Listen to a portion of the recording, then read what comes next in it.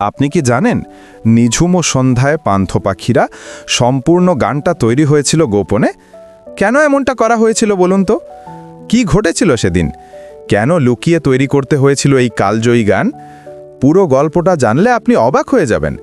তো চলুন শুনে আসি সেই গল্প।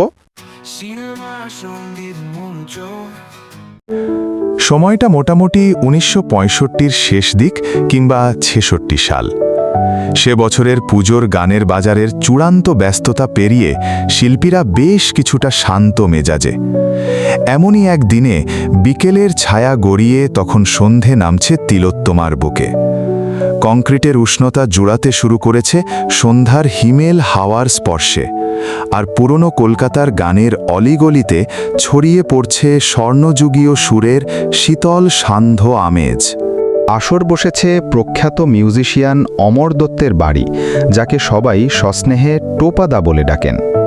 সেদিনের সেই আসর ছিল এক আসন্ন চলচ্চিত্রের গান তৈরির সাজঘর। এক টেবিলে তখন বাংলা সঙ্গীত ও সিনেমা জগতের কয়েকটি যুগপুরুষ একসঙ্গে: পরিচালক সলিল সেন, কিংবদন্তি হেমন্ত মুখোপাধ্যায়, গীতিকবি পুলক বন্দ্যোপাধ্যায় এবং ছবির দুই প্রযোজক গিরিন সিংহ ও প্রসাদ সিংহ। নতুন সিনেমার গান বানানোর বিষয়ে আলাপ আলোচনা চলছে। দায়িত্ব পড়ল স্বাভাবিকভাবেই হেমন্ত মুখোপাধ্যায় ও পুলক বন্দ্যোপাধ্যায়ের ওপর। হেমন্তবাবুর সেদিন কোমরে তখন বেশ যন্ত্রণা, তবুও তিনি আধশোয়া অবস্থাতেই হারমোনিয়ামে আঙুল ছোঁয়াচ্ছেন। ওনার শরীর ক্লান্ত হলেও অন্তরের সুরের ক্লান্তি নেই এতটুকুও।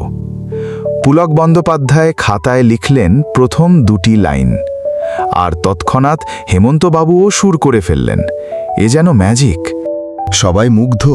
পরিচালক সলিল সেন বললেন, গানটা তো দারুণ হলো হেমন্তবাবু, তবে রেকর্ডিং এখনো অনেক দেরি। এখনই হুড়োহুড়ি করার কোনো দরকার নেই। আপনারা ধীরে সুস্থে করুন, গানটা কয়েকটা দিন পরে দিলেও চলবে। এই বলে সকলেই ধীরে ধীরে বিদায় নিচ্ছেন। পুলক বন্দ্যোপাধ্যায়ও ওনাদের সাথে প্রস্তুত হচ্ছেন হাওড়ার পথে রওনা দেওয়ার জন্য। ঠিক সেই মুহূর্তে হালকা গলায় তাকে আটকালেন হেমন্ত মুখোপাধ্যায়। বললেন, তুমি থেকে যাও পুলক, চিন্তা করো না, আমি গাড়িতে করে নামিয়ে দেব তোমাকে। কিন্তু তার আগে চলো এই গানটা পুরো শেষ করে ফেলি, এখনই। পুলকবাবু এক কথায় রাজি হয়ে গেলেন। গান পাগল মানুষ কিনা। আসলে তখনকার দিনের মানুষগুলো এমনই ছিল। খোলা হারমোনিয়ামের পাশে দুজনে আবার বসে পড়লেন। মুখরা তৈরি তো আগেই, এবার শুরু হলো অন্তরা বানানোর পালা। হারমোনিয়ামের সাদা কালো চাবিতে যখন হেমন্তবাবুর আঙুল ছুঁয়ে ছুঁয়ে তৈরি হচ্ছে সুরের রেখাচিত্র, আর এদিকে পুলক বন্দ্যোপাধ্যায় খাতায় লিখে চলেছেন সেসব অনুরণনের প্রতিচ্ছবি। আরও কিছু সময়, আরও কিছু সুরেলা বিস্ময়। তারপর তৈরি হয়ে গেল আস্ত একটি গান, যা আজও বহমান বাঙালির প্রতিটি নিঃশ্বাসে, যা আজও দোলা দেয় বাঙালির মনে প্রাণে। তবে কাহিনী এখানেই শেষ নয়। হেমন্ত মুখোপাধ্যায় এবার পুলক বাবুর দিকে তাকিয়ে একটু রহস্যের হাসি হেসে বললেন, দেখো পুলক, তুমি কিন্তু ওদের কাউকে কিচ্ছুটি বলবে না। ওরা যদি জানে যে ওরা চলে যাবার পরই আমরা গানটা বানিয়ে ফেলেছি, তাহলে ওরা খুঁত ধরতে বসবে। সলিল সেন বলেছেন পরে গান দিতে, তাই পরেই দেব। শুনে পুলকবাবু হেসে উঠলেন। হেমন্তবাবু যেন তখন একটু গম্ভীর, একটু দার্শনিক হয়ে উঠলেন। বললেন, আরে সব ভালো কাজ এত ভেবেচিন্তে হয় না। পৃথিবীর কত কত চমৎকার আবিষ্কার হঠাৎ করেই হয়েছে। ইনস্টিংক্ট, ওই মুহূর্তের মধ্যে লুকিয়ে থাকে আসল সৃষ্টিশীলতা। তারপর ঠিক নির্দিষ্ট সময়ে গানটি রেকর্ড হলো।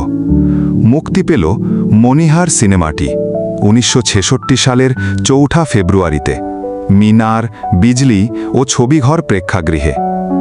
অভিনয় করলেন সৌমিত্র চট্টোপাধ্যায়, বিশ্বজিৎ, সন্ধ্যা রায়, পাহাড়ি সান্যাল, বিকাশ রায়, রবি ঘোষ, পদ্মা দেবী, একঝাঁক নক্ষত্রময় মুখ।